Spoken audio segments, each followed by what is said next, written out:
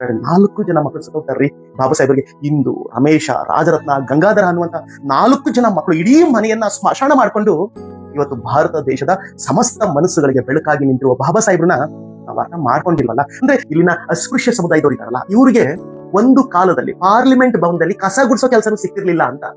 ಇಲ್ಲಿನ ಅಸ್ಪೃಶ್ಯ ಸಮುದಾಯದವ್ರಿಗೆ ಪಾರ್ಲಿಮೆಂಟ್ ಭವನದಲ್ಲಿ ಕಸ ಗುಡಿಸೋ ಕೆಲಸನೂ ಸಿಕ್ತಿರ್ಲಿಲ್ಲ. ಆದ್ರೆ ಇವತ್ತು ನನ್ನ ಸಂವಿಧಾನದ ಕಾರಣದಿಂದಾಗಿ ಇವತ್ತು ಪಾರ್ಲಿಮೆಂಟ್ ಭವನದೊಳಗಡೆ ಅಸ್ಪೃಶ್ಯ ಸಮುದಾಯದ ಎಂಪಿಗಳಿದ್ದಾರೆ, ಅಸ್ಪೃಶ್ಯ ಸಮುದಾಯಕ್ಕೆ ಸೇರಿರ್ತಕ್ಕಂಥ ಮಂತ್ರಿಗಳು ಇವತ್ತು ಕೆಂಪುಗೂಟದ ಕಾರ್ಯ ತಿರುಗಾಡ್ತಾ ಇದ್ದಾರೆ ಅಂತ ಅನ್ನೋದಾದ್ರೆ, ಬಾಬಾ ಸಾಹೇಬ್ ಅಂಬೇಡ್ಕರ್ ಅವ್ರನ್ನ ಯಾರು ಅರ್ಥ ಮಾಡ್ಕೊಳ್ಬೇಕಾಗಿತ್ತು ಅವರು ಅರ್ಥ ಮಾಡ್ಕೊಂಡಿಲ್ಲ ಅಂತ.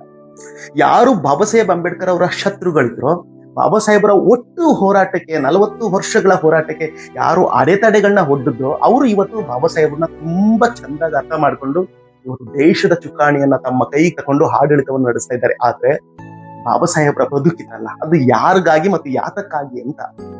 ಬಾಬಾ ಸಾಹೇಬ್ರ ಬದುಕೆ ಒಂಥರ ಸಂಘರ್ಷಮಯವಾಗಿತ್ತು ಅಂತ. 6ನೇ ವಯಸ್ಸಿಗೆ ತಾಯಿ ಸತ್ತೋಗ್ತಾರೆ, 22ನೇ ವಯಸ್ಸಿಗೆ ತಂದೆ ಸತ್ತೋಗ್ತಾರೆ. ತನ್ನ ಪ್ರೀತಿಯ ಹೆಂಡತಿ ತನ್ನ ಒಟ್ಟು ಚಳುವಳಿಗೆ, ತನ್ನ ಒಟ್ಟು ಹೋರಾಟಕ್ಕೆ, ತನ್ನ ಬದುಕಿನ ಎಲ್ಲಾ ಮಜಲುಗಳಲ್ಲಿ ಬೆನ್ನಾಗಿ ನಿಂತಂತ ಪ್ರೀತಿಯ ಧರ್ಮ ಪತ್ನಿ ರಮಾತಾಯಿ ಸತ್ತೋಗ್ತಾರೆ. 4 ಜನ ಮಕ್ಕಳು ಸತ್ತೋಗ್ತಾರ್ರಿ ಬಾಬಾ ಸಾಹೇಬರಿಗೆ.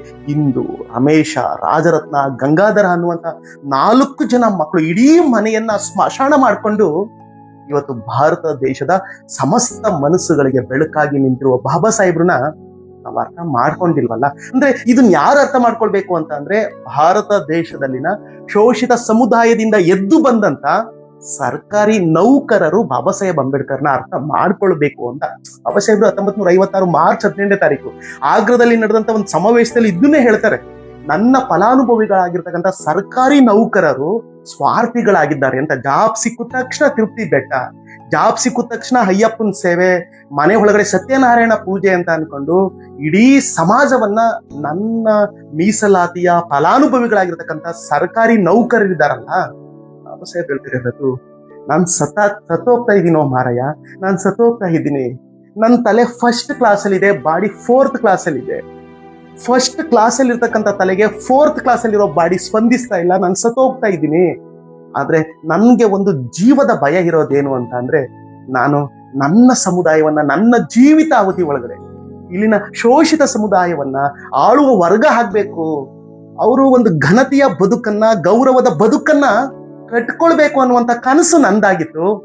ಆದ್ರೆ ನಾನು ಸತ್ತೋಗ್ತಾ ಇದ್ದೀನೋ ಮಾರ್ಯ, ಇನ್ನು 10 ವರ್ಷ ಆಯಸ್ಸು ನನಗಿದ್ರೆ ಇಡೀ ಭಾರತ ದೇಶವನ್ನ ಪ್ರಬುದ್ಧ ಭಾರತವನ್ನಾಗಿ ಕಣ್ಣಾರೆ ಕಂಡು ಆ ನಂತರದಲ್ಲಿ ನನಗೆ ಸತ್ತೋಗ್ಬೇಕು ಅಂತ ಅನ್ನಿಸ್ತಾ ಇದೆ ಅಂತ ಹೇಳಿ ಬಾಬಾ ಸಾಹೇಬ್ರು 1956 ಡಿಸೆಂಬರ್ 6ನೇ ತಾರೀಕು ತೀರ್ಕೊಳ್ತಾರೆ. ಅಂದ್ರೆ ಇಲ್ಲಿನ ಸರ್ಕಾರಿ ನೌಕರರು ಬಾಬಾ ಸಾಹೇಬರ ಸಂವಿಧಾನದ ಋಣದಿಂದ ಫಲಾನುಭವಿಗಳಾಗಿರ್ತಕ್ಕಂಥ ಸರ್ಕಾರಿ ನೌಕರರು ಬಾಬಾ ಸಾಹೇಬರ ಈ ತರದ ಮಾತುಗಳನ್ನು ಅರ್ಥ ಮಾಡ್ಕೊಳ್ತೇನೆ, ಸಮುದಾಯದ ಕಡೆ ತಿರುಗಿ ನೋಡ್ದೇನೆ, ಇಡೀ ಸಮುದಾಯವನ್ನ ಕತ್ಲೆಯಲ್ಲಿಟ್ಟು ಬಾಬಾ ಸಾಹೇಬರ ಸಿದ್ಧಾಂತಕ್ಕೆ ವಿರುದ್ಧವಾಗಿ ನಿಂತ್ಕೊಂಡು ತಿರುಪ್ತಿ ಬೆಟ್ಟಕ್ಕೆ ಹೋಗೋದು, ಅಯ್ಯಪ್ಪ ಸ್ವಾಮಿ ಸೇವೆ ಮಾಡೋದು, ಸತ್ಯನಾರಾಯಣ ಪೂಜೆ ಮಾಡುವ ಮೂಲಕ ಒಟ್ಟು ಸರ್ಕಾರಿ ನೌಕರರು ಸಮಾಜದ ಆಲೋಚನೆಗಳಿಗೆ, ಸಂವಿಧಾನಕ್ಕೆ, ಬಾಬಾ ಸಾಹೇಬರಿಗೆ ವಿರುದ್ಧವಾಗಿದೆಯಲ್ಲ.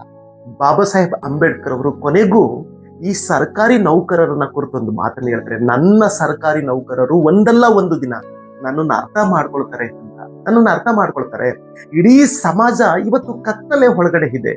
ಇಲ್ಲಿನ ಸರ್ಕಾರಿ ನೌಕರರಿಗೆ ಅರ್ಥ ಆಗುತ್ತೆ, ಕತ್ತಲೆಯಲ್ಲಿರುವ ಸಮಾಜವನ್ನ ಬೆಳಕಿನ ಕಡೆಗೆ ಕೊಂಡೊಯ್ಯೋದಕ್ಕೆ ಬಾಬಾ ಸಾಹೇಬರು ನಮ್ಗೆ ಒಂದು ಅಂತಿಮ ಆದೇಶವನ್ನ ನೀಡೋಗಿದ್ರೆ ಅದು ನಾವು ಪಾಲಿಸ್ಬೇಕು ಅಂತ ಹೇಳಿ ಇಲ್ಲಿನ ಸರ್ಕಾರಿ ನೌಕರರಿಗೆ ಒಂದಲ್ಲ ಒಂದು ದಿನ ಅನ್ಸುತ್ತೆ ಅಂತ ಬಾಬಾ ಸಾಹೇಬ್ರು ಹೇಳ್ತಾರೆ. ಅವರು 1952 ಬಾಬಾ ಸಾಹೇಬ್ರು ಮಾತು ಹೇಳ್ತಾರೆ. 1952 ಆಗಸ್ಟ್ 17ನೇ ತಾರೀಕು ಮುಂಬೈನ ಸಿದ್ಧಾರ್ಥ ಕಾಲೇಜಿನ ಕಟ್ಟಡ ಸಮಿತಿಯ ಸದಸ್ಯರ ಒಂದು ಸಭೆ ಒಳಗಡೆ ನಿಂತ್ಕೊಂಡು ಮಾತಾಡ್ತಾರೆ.